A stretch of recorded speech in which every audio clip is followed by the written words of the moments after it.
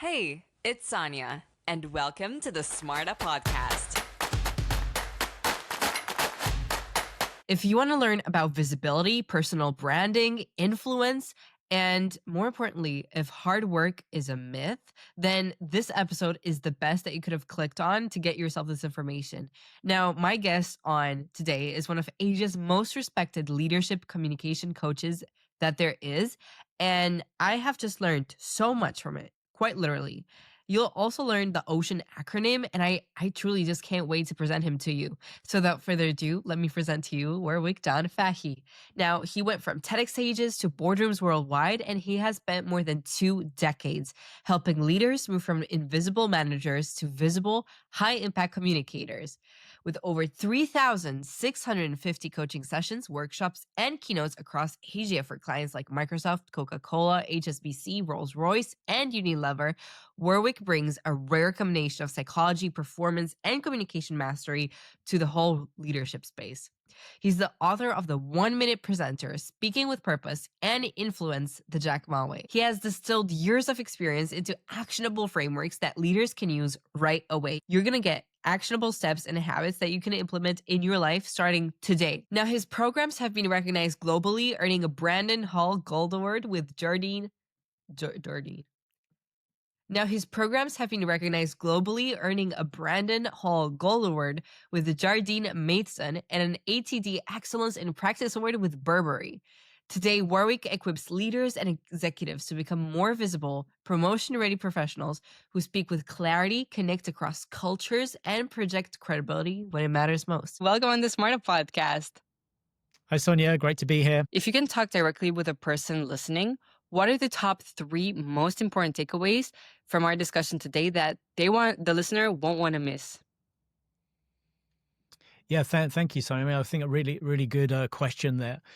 I think the first one is really around visibility. It's an area that I work in a lot because most people have the mindset that if you work hard, you'll be rewarded for that hard work. It really goes back to maybe that Protestant work ethic of hard work leads to rewards, and certainly you do need hard work to be successful. But the way when I'm working with leaders, with executives, they've reached a point in their career where that's not enough. So some of the mindset shift that you have to have is while you're doing a good job, you also have to be thinking about how you're positioning yourself in your organization. So I'd say that would be one of the key ideas that we can talk about today is really about your personal visibility, how you're thinking about it crosses a little bit of personal brand, personal reputation, personal credibility, but really, how are you thinking about that? Most people are not, even at sort of mid and senior levels. So visibility is important. Linked to that is really the idea of influence.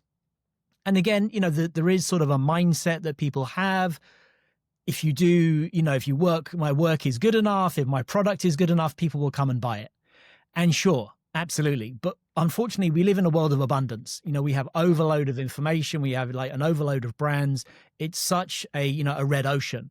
So you have to stand out. And that's where mastering influencing skills in writing, in personal presentations, in online communication is kind of an essential skill. And I would say, adding to visibility and influence would be the idea of alignment with the people around you. And again, we have to work with other people. Even if you're a solopreneur, even if you're a freelancer, you have suppliers, you have clients, you have people around you. If you're in a tech firm, you might be an individual contributor, but still you have to, ship product to somebody, to a client, to a stakeholder. So you have to be aligned to the people around you if you want to be successful. So I would say those would be sort of the 3 key ideas that I, work in, sort of visibility, influence, and alignment of people. Mm-hmm. I want to stick to the small picture before we go broad. And I just want to add on to something to what you said. Can I?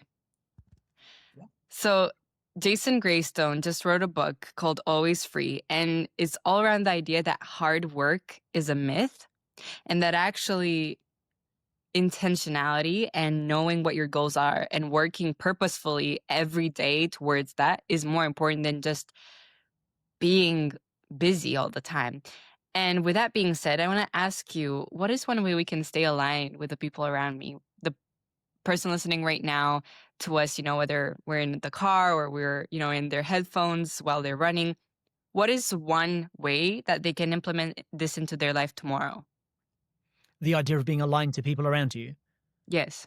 Yeah, I think ultimately you have to see people get busy and they forget that they're actually working with people. They get, obsessed by Yeah. task. And Yeah. certain people are very task focused anyway. Yeah. They tend to be really good at, especially technical people and finance people. It's all about the Hmm. process, about the task. Yeah. And we kind of forget that actually, we're really working with people. And in a world of AI, that becomes even more blurred. So I think Yeah. really what it takes is, one of the key areas, one of my skill areas is really around human psychology. And Hmm. I think you have to be interested in people. So I would say if there's one thing that you could do, it's be curious about the people around you. What's going on in their world? What are they interested in? What motivates them? What are their likes? What are their dislikes? And again, you don't need to know this in one conversation. You can get to know people over a period of time, but be curious about the Hmm. people around you. Remember that they are people. They're going through the ups and downs that everybody else is, and I think that often gets overlooked. So that Yeah. would be one thing I think you could do. Hmm. Stepping now into the broader picture, I want to ask you about high performing leaders, specifically about patterns, because you've worked with global organizations like Microsoft and Unilever. So I want to ask you now, Warwick, what are some patterns that you notice among high performing leaders when it comes to visibility and influence? Well, just going back to your point about hard work, is it a myth or is it not? I Yeah. would say that it's not an either or. I think it's very much Mhm. an and. So successful people, yes, they do have intentionality. Yes, they are purposeful rather than just doing busy work. But Mhm. also they work very hard, right? Yes, They're very hard workers. You cannot 2000%. take this out of the equation, unfortunately, right? We want to, right? We want the sort of the cheat code, the shortcut. But when Always. you look at successful people, all around the world, and I've lived overseas. I've had your contacts with many different types of cultures and people from different backgrounds. Fundamentally, successful people are incredibly hardworking. So if you take that into a psychological perspective, one of the psychological tools that I use is something called the Big Five. They are very much high C, which is conscientious. So that's really one of the big predictors of success in life. You can test this quite early on. If someone is highly conscientious, that is a predictor of future success. So it means they're very good at learning. They can stick at a task. They can get through those difficult times, and there's always going to be tough times.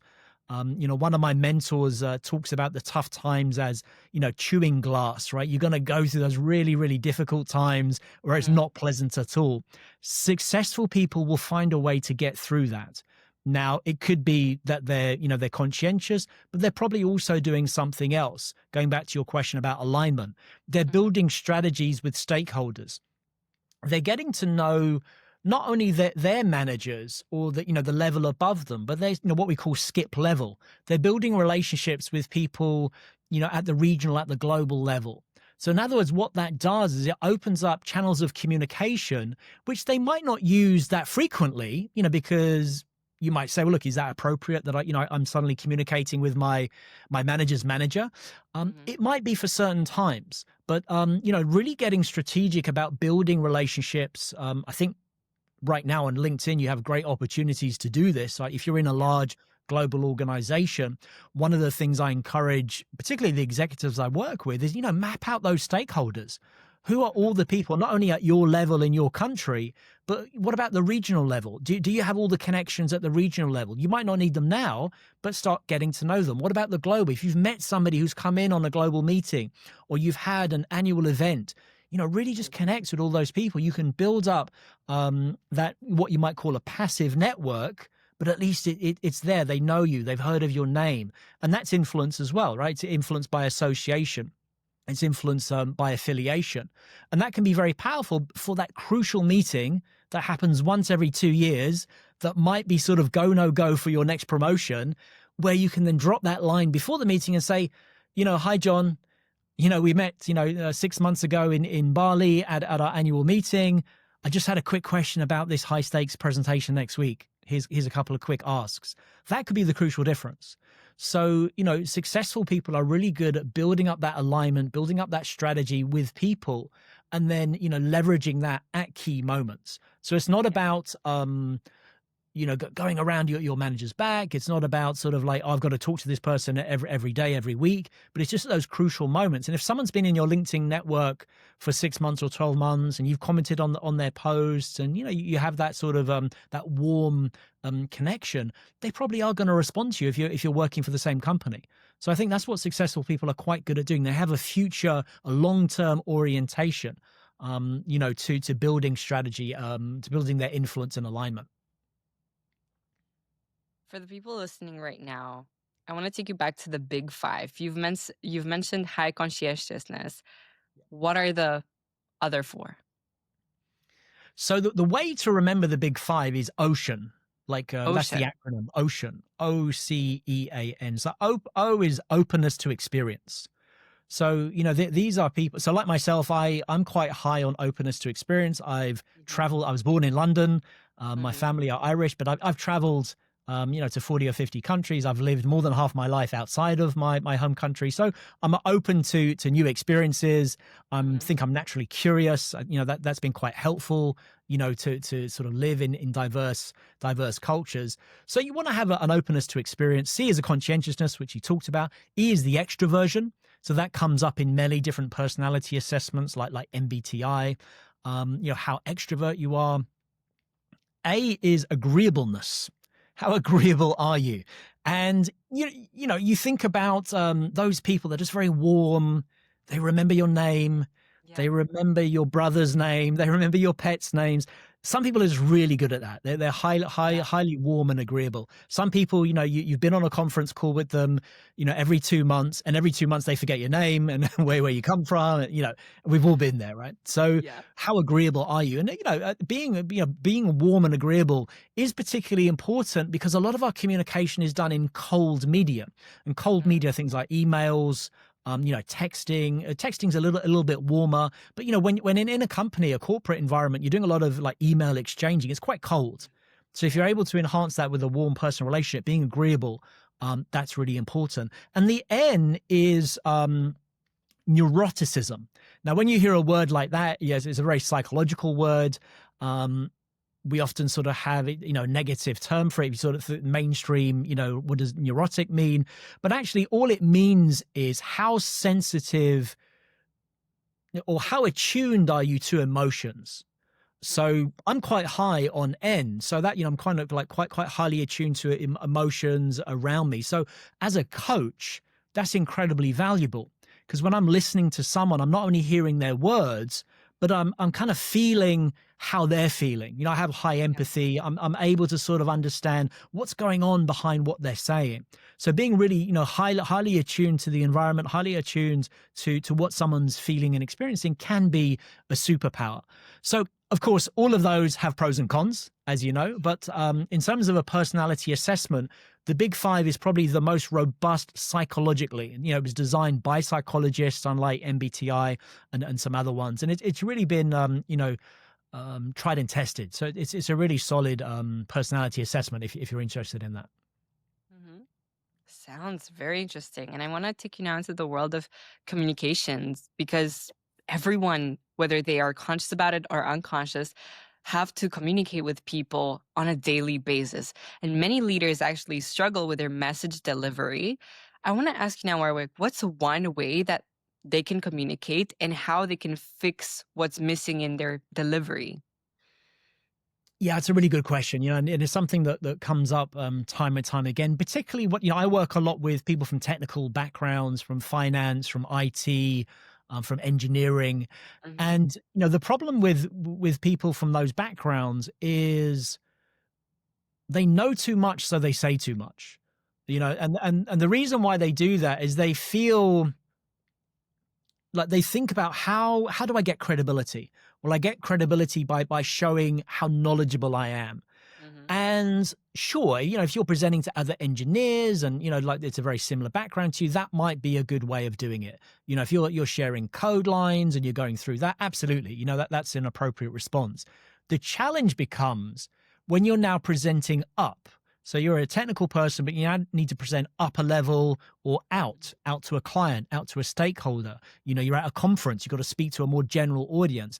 They don't have the acronyms, they don't have the jargon, they don't have the technical knowledge that you have. Mhm. And, very quickly, if you data dump on them, they just don't have a clue what you're talking about. So what people struggle with is they're great at sharing information, but they're quite challenged at coming up with a narrative or a message, to actually what's the story behind the data. So part of the work that you have to do if you want to really connect widely, you have to be able to tell your story. The Yeah. classic analogy, of course, is Steve Jobs versus Bill Gates. Both highly successful, both billionaires, both, tech founders. Researchers went away and they analyzed all the speeches of Bill Gates and all the speeches of Steve Jobs. And they found that to understand Bill Gates, you more or less had to have a university education. Very long words, quite technical, complicated grammar. So if you had a good education, you could follow along. Steve Jobs, on the other hand, if you had like a middle school education, you could actually understand what he was saying because he used simple language, simple messaging, repetition. And what that means in a global world where most people are speaking English as a second language is that everybody could understand what Steve Jobs was saying. So when you think about the brand impact or the impact on the field, Steve Jobs, I would say, has a much stronger impact for that reason because he has, a much wider ability to connect with people. So changing your language to match the audience, whether that is people speaking English as a second language or just a non-technical audience, is crucial. The challenge is we are often our own worst enemy. So very intelligent technical people will say, why should I do that? Why do I need to do that? What's in it for me? And I think, that sort of idea of a whiffy, what's in it for me is so important. You have to turn that around and say, what's in it for the audience? So if they're listening to you and they don't understand what that you're talking about, what's in it for them? They're going to get confused. A confused brain always says no. So if you're looking to get a decision or you're looking to get a project, approved, or you want, a client to hire you, a confused mind always says no.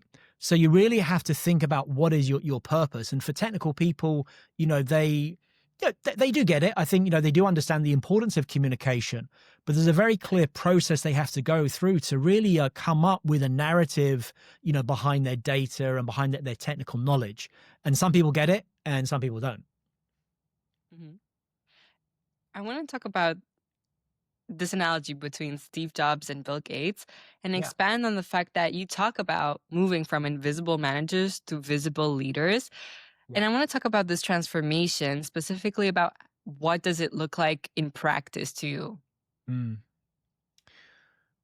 It looks like on an individual level, if I'm what we call an invisible manager, I'm seeing things as very unfair. Mm. I'm feeling maybe disrespected at an extreme. I'm feeling overlooked. I'm feeling ignored. I'm feeling like, why am I working so hard and putting in all this effort? And I went to the same university as that person did. I have just as good an education. I've got a master's, PhD sometimes. Why am I not moving ahead in my career as fast as that person over there? So there's always that comparison that people make. And they're right, because if you look at the education, the experience, it's more or less identical. People are swimming in a sea of sameness, and it's hard to stand out. The visible leaders recognize this. They're like, I need to stand out in some way because the level is just so good. The level is just so high that, what is my point of difference?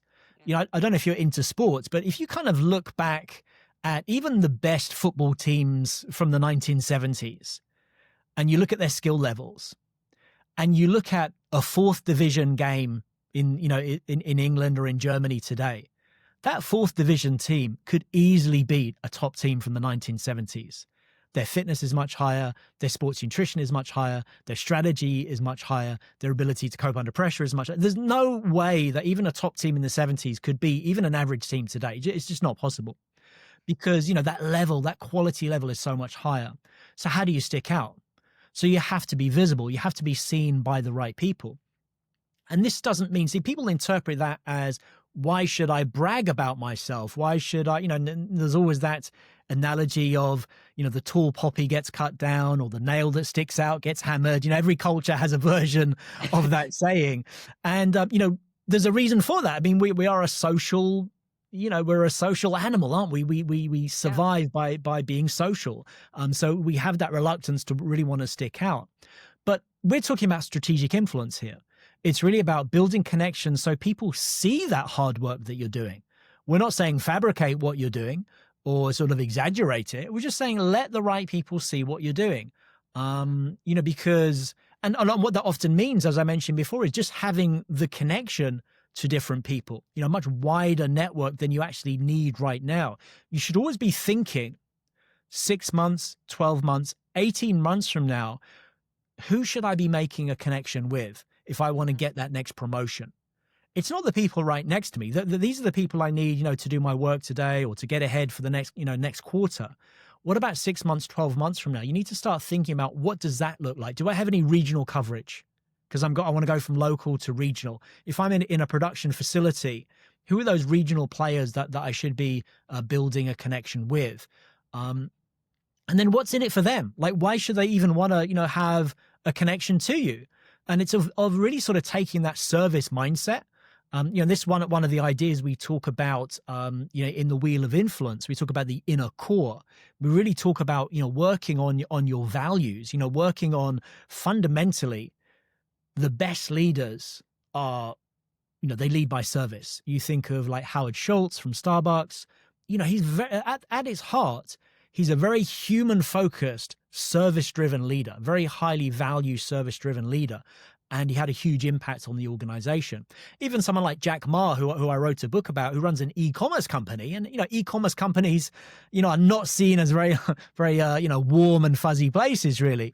He very much had that sort of lead through humbleness, create a sense of purpose and values and, helping others and, really not just sort of like, we'll put that on the charts, but actually really living it, day to day.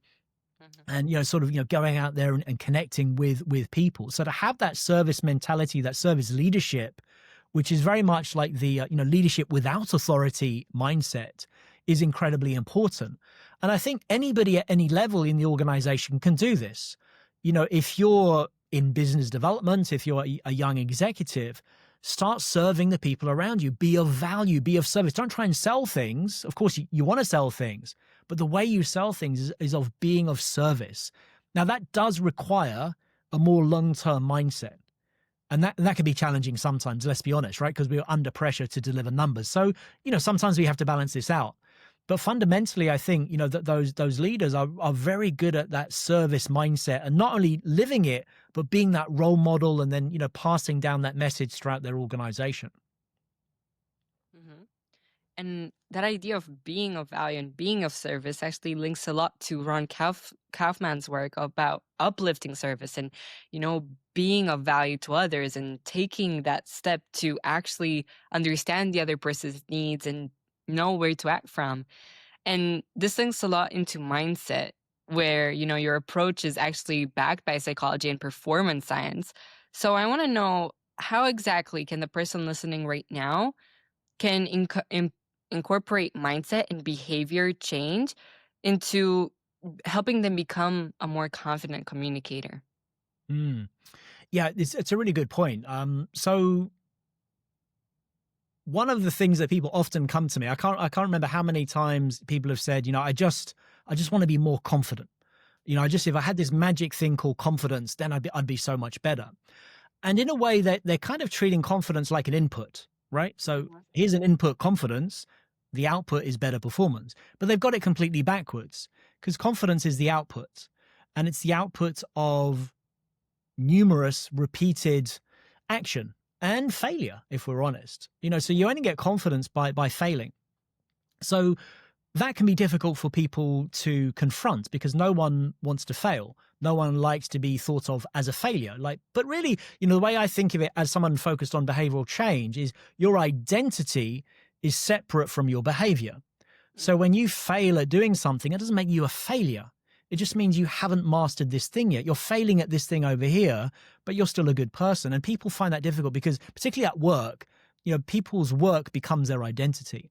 So one of the ways that I help people around this is really through the use of habits, particularly the psychology of habits.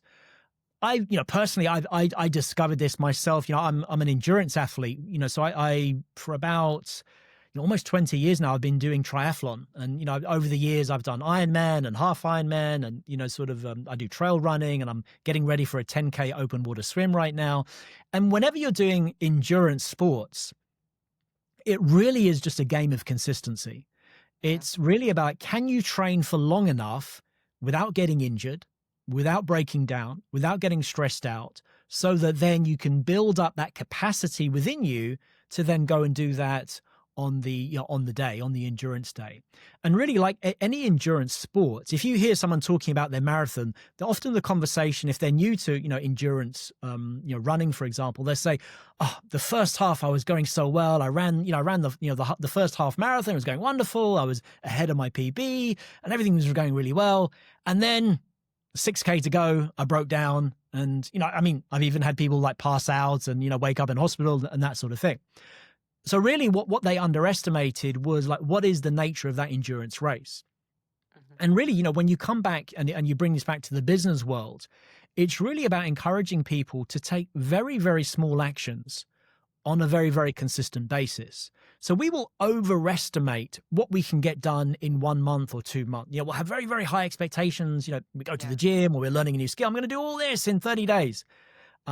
If you look at the advertisements online, that's pretty much, in 7 days, in 30 days, you're going to conquer the world.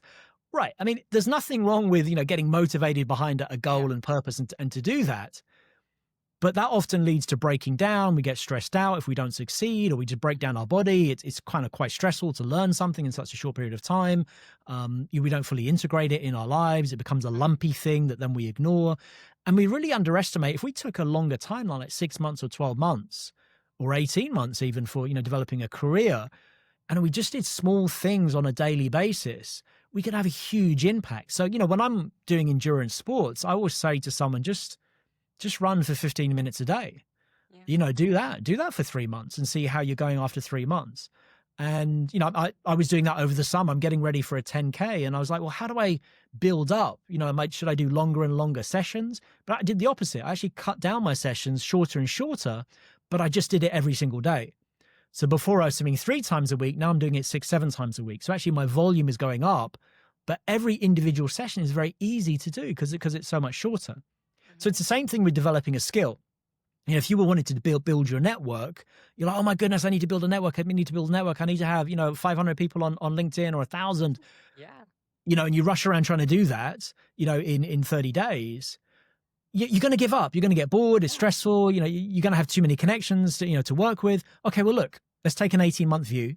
Let's add 5 people a day, but let's make sure we do that every day. Let's do the first thing we do in the morning. So you have a hook. First thing I do in the morning, I'll make, 5 connections. I'll make a personal connection with them. I'll send them a note when I'm connecting, and, I'll follow up. If you just did that, for, every day, 5 days a week, that becomes part of your routine. Because ultimately, you come back, you mentioned right at the beginning about purpose, right? Being intentional. The question I often ask is, how important is it that you build your network? Do you see the importance of building your network as, even a young executive, or even as a senior leader? If you really see the importance of that, and you can't spend 20 minutes a day to make a few connections and send a few personal notes, how committed are you really to this goal? Because you can't spend 20 minutes a day to get to the way you want to go. I kind of, it's either your motivation, it's either the goal, there's something's not quite aligned. What you're saying is not jiving with what you really want to do. So the psychology of habits breaks it down to its, simplest, most easy action that you can continuously do it. And the very first time I heard this was before I'd written my book. Someone stood up and they told me about, they'd been told that to write a book, all you have to do is every day write 1 word. Right? Wow. Which sounds crazy, right? If you have 40,000 words in a book, that's going to take a long time to write a book. Absolutely. But the psychology of habits is, what do you need to do to write 1 word? Because the intention is, I'm going to write 1 word and I'm going to be successful.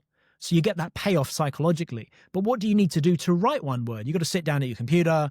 You got to open up a Word doc. You got to think about what I'm going to say for this one word. And now you're probably not going to write one word. You're going to write a couple of lines. You're going to write a paragraph. You're going to get motivated a few days. You're going to write a page or two. You're going to get carried away. But the point being is, even if you're so tired and so stressed and so exhausted, even if you did just open up and write one word or one line, you're still successful. So psychologically, you haven't failed. So you're building that momentum. You're building that sense of progress, moving towards that goal. And psychologically, that's incredibly important. You might say, if you're a very practical person, you're like, well, that's ridiculous. A word a day doesn't make any sense. Sure, practically, it doesn't make sense. But psychologically, the game is consistency. It's about acknowledging progress. It's about, keeping it going. And again, going back to those successful people, that's what they're really good at doing. They're just good at outlasting, their competitors, right? Because they've got this ability just to keep going. So the psychology of habits have been incredibly beneficial to me in sports, in business, in life, in educating my daughter, everything. You can use ways to do that. There's a great book, if you're interested in learning about that, The Power of Habit, by Charles Duhigg. You might have heard about that. That's based on research. This is all research that comes from the world of psychology. Mm-hmm.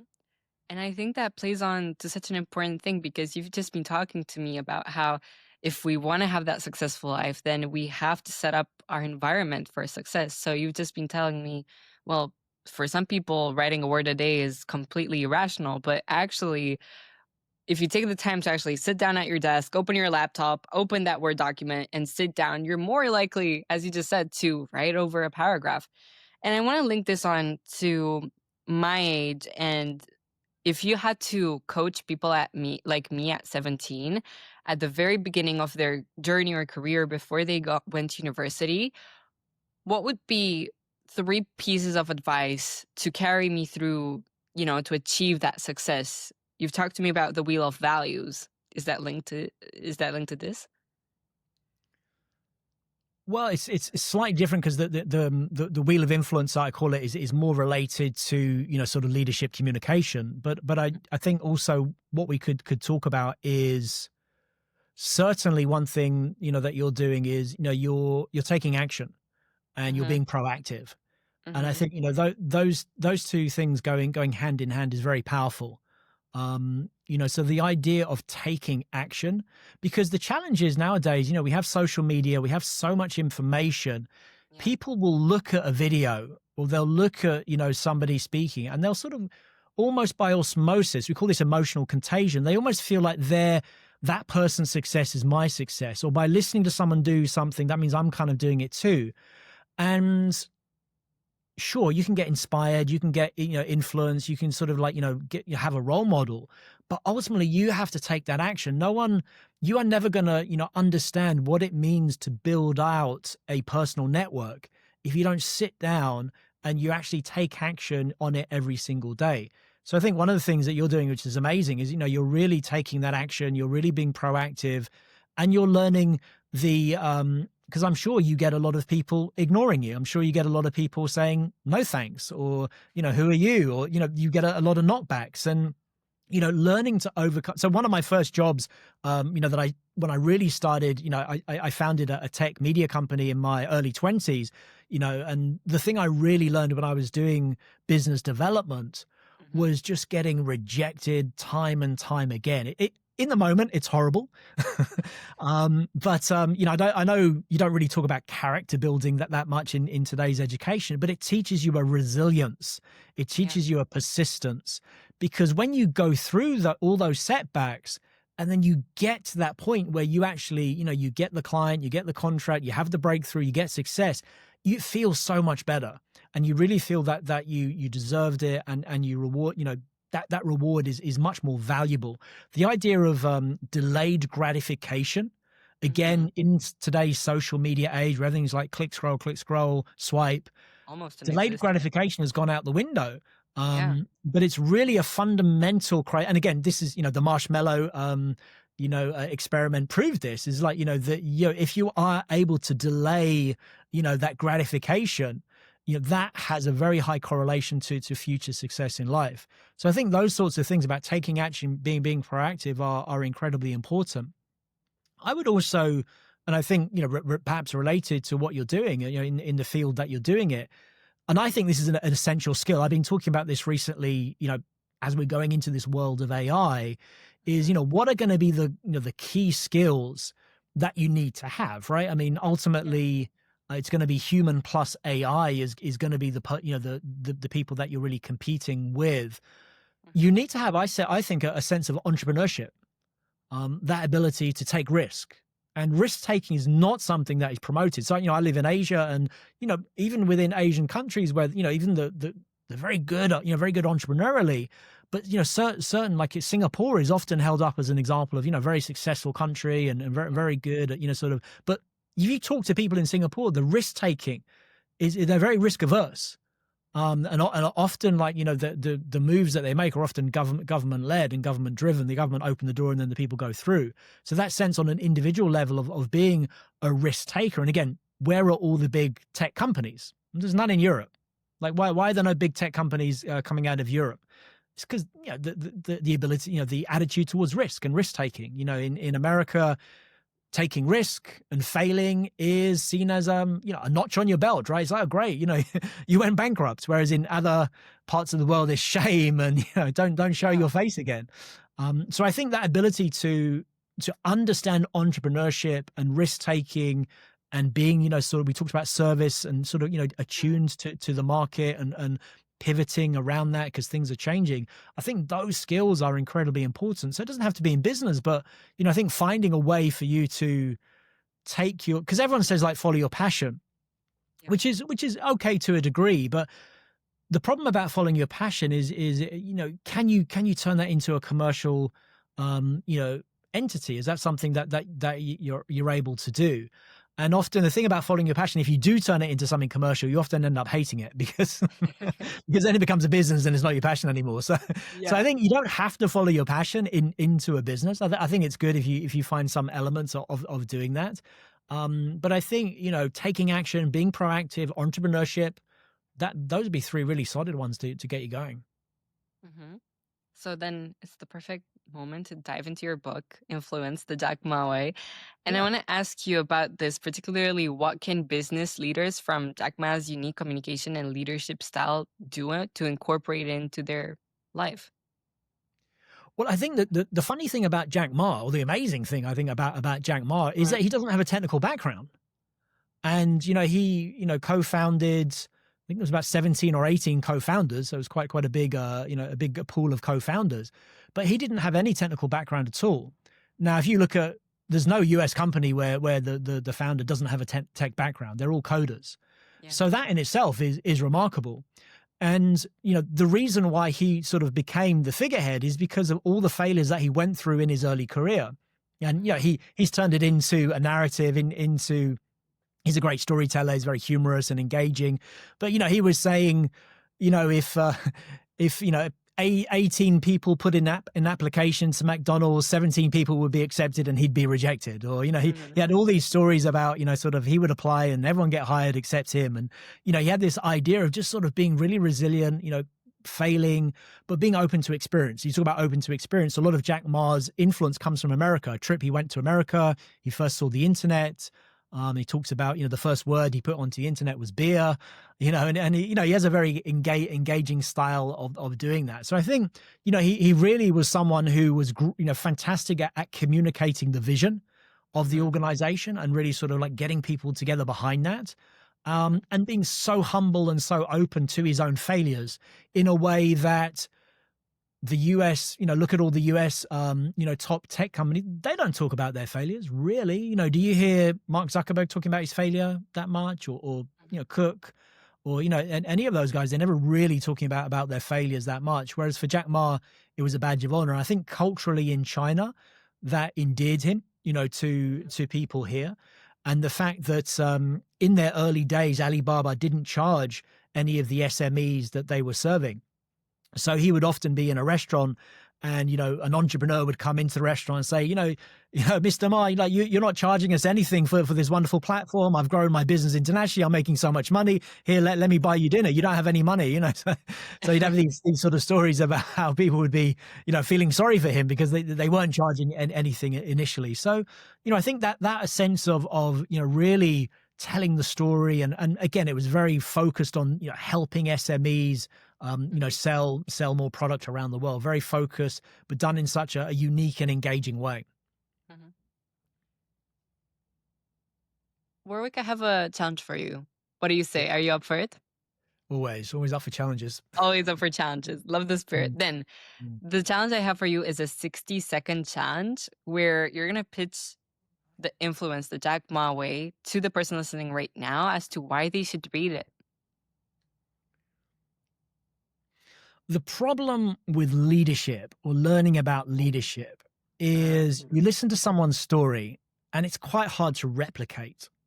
Yeah. So in Influence the Jack Ma Way, what I've done is I've decoded one of the most successful leaders and presented it in a wheel of influence. And the wheel of influence is 5 inner core skills, really around values, and 5 outer edge skills, which really around skills that you can learn. So what that means, if you're interested in becoming a more influential leader, you can use the wheel of influence inside the book, not only to learn about Jack Ma's story, which is fascinating, but you can take those ideas in a very practical way, and you can decide which one of those you can use to improve your own leadership communication. And great job. That was under 60 seconds. Awesome. Great job. So, Warwick, I think now is the perfect time to move you into the SmartUp podcast traditions. I've got 3 questions for you. Sure. Let's see how you do. Number 1 is where I ask my last guest to leave a question for the next one. And so in this case, Jackie Clark has left over this question. Yep. If you have a fear of public speaking, what would you recommend as the best practice? I did have a fear of public speaking early in my career, so that's a good question. I think what I found first of all was a very strong desire to change. Yeah. You have to have a very, very strong desire to change. Now, my desire was from really failing in business presentations. I was really not connecting with people. I was annoying them. I was getting thrown out of meetings and stuff like that. So I wasn't connecting. So it was a very, very strong motivator for me to change. And I think that the most important environment I found was supportive people. So a group of supportive people, I think some environment, it could be a club, it could be an a couple of colleagues, it could be an online community, but find people that can be supportive to you. I think when you're learning public speaking, it's better that you're overpraised rather than strongly critiqued, especially at the beginning when you want to overcome that fear. I think, that sense of feeling good about yourself, feeling better, about yourself is really important, because then after a while, you can, again, through getting on, the stage, like Darren LaCroix talks about stage time. So that's so important. You got to stand up and, of course, practice, even if it's like talking to the mirror. You got to speak out loud. One of the things when I'm coaching executives, I say, like, did you do the rehearsal? They're like, yes. I was like, what did you do? I made the PowerPoint deck. Okay, that's not rehearsing. That's like an actor, reading a script and not talking out the script. So you got to speak out loud, record yourself, at least on your phone, ideally on video. It's going to be horrible because the way that we hear ourselves is actually different to the way other people hear us. It's just based on the way that sound waves travel. It does. The first time I heard myself on a recording, I literally couldn't recognize my own voice. I was like, who is that? That is, who is speaking? You got to get over that sense of embarrassment and sort of awkwardness and uncomfortableness, and all of that, is packaged into that fear. But I think if you have supportive people around you, and then you have that desire to want to just try, you're not going to be perfect. It's going to take you 10, 15, 20, 30, 50 times of standing up before you go, oh, okay, I think I'm feeling okay about this. But there's definitely a pathway there to overcome the fear of public speaking. Yeah. And it does get better. I mean, I look at myself when I first started, as you said, looking at videos of me speaking, presenting, and I was like, where were my hands waving, pointing, my voice pronunciation? And now I've got accustomed to the way I look, I sound, and my mom had to do a presentation recently, and she looked over the footage, and I saw my younger self all over again. She was reacting like, Mm. "Do I really sound and look like that?" And I told her, "It does get better." So I think I want to Awesome. ask you the second question Yeah. around the world of literature. As you can see, I have a big library bookshelf behind me. Yeah. And so, what would you say, Warwick, are your top two books that completely changed your life? There are two. So again, I was thinking that probably the ones that I want to recommend, I don't want to recommend books that other people have recommended. So I'm sure people have recommended Think and Grow Rich. That would definitely be one. But if you like Think and Grow Rich, what you should actually read is The Science of Growing Rich. The Science of Mm, Growing Rich by Wallace D. Wattles, written around about the same time. In the 1930s, there was a real movement in America that yeah. had this idea of think and then act. And I think that Hmm. that book puts it in a very practical way. You're not necessarily going to be able to get your head around all of it, but some of the fundamental ideas that, thinking is a thing. And if you really think about something strongly enough and you put energy behind it and you take action, that's going to make a difference. And if you listen to all the top creatives, I was listening to Matthew McConaughey, I was listening to Russell Crowe Yeah. in interviews, they say the same thing. They just say it in different words. If you Hmm. listen to inventors and creators, they say the same thing. They just use different words. So that is a really fundamental, a very easy book to read because it's written in the 30s. So if you can get your head around the language there, but it is quite simple to read. It's not a dense book. That would definitely be one, The Science of Growing Rich. The other one is on the theme of, doing something difficult to succeed. And it's called How to Become a CEO by Jeffrey Fox. Again, a really easy read. It's divided up into, just one or two page little quick things that you can do. And it's a whole host of things that you could do if you want to become a CEO. So, one simple one here, super simple one is like arrive early in the office, like be first in the office. Such a Yeah. simple thing, right? Yeah. But, I used to do that early in my career. I was in my 20s. I would do that in my career. As I read it, I was like, hey, that's a good idea. I like getting up early. I actually prefer, kind of traveling early. There's less traffic. And then the way people treat you is like you're always first in the office. They treat you differently versus you're always late. So Yeah. if you're always late, what do people think about you? You're always 5 minutes late, always 10 minutes late. Totally shifts the perspective versus you're always on time. People will equate that to reliable, Yeah. consistent, committed. Maybe that's true. Maybe it's not. But that sort of that idea is really important. Another thing that Fox mentions in the book is once a quarter or once a year, do something difficult. Like take on a challenge, right? I, Yeah. I love my endurance sports, so my challenges are usually physical.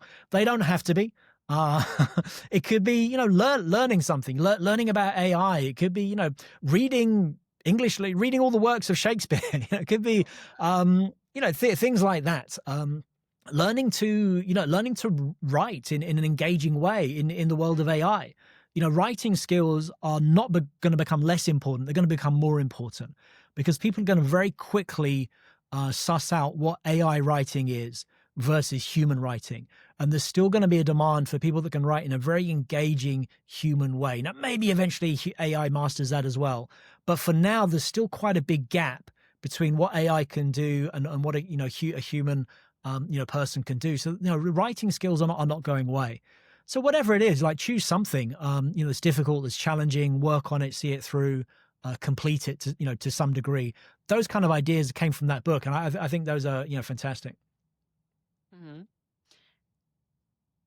Warwick, I started the episode with you doing this, and I wanted to end it in the same way. So, if you can talk directly with a person listening right now in terms of a principle for having a fulfilled career, what would be your end message to them? Wow, that's a good question. Putting you on the spot here. I would say that one of the key thoughts is play a bigger game than you think you can. Hmm. So the idea of like not regretting things. Don't look back 5 years, 10 years and go, I wish I had done that. Or what if I had done that? And I think the way to put that simply is like always play a bigger game. Go to a bigger university than you think you should go to. Apply for a Mhm. bigger job than you think you're capable for. Take on a challenge that you think you can't do. Just play a bigger game. Yeah, I love that.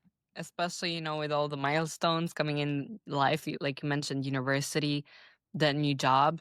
I think it's highly relatable, highly inspirational. So thank you, Warwick, for Awesome. being on the Thanks. SmartUp podcast. It's Really enjoyed truly it. been a pleasure. Thank you. I want you to keep hold of these acronyms, OCEAN, the 5 C's, and carry them through into the next year. I'm so excited to see what you'll be able to do with all of this information, all of the habits. And truly, I hope you enjoyed Warwick's episode because I did. And now, if you've made it this far into the episode, don't forget to double check that you're subscribed to the channel as it keeps helping us bring more amazing guests with more amazing lectures and masterclasses and habits that you can implement into your own life. If nobody told you this today, I'm Sonia Marta, and I truly believe in your ability to create the life of your dreams. See you next Monday.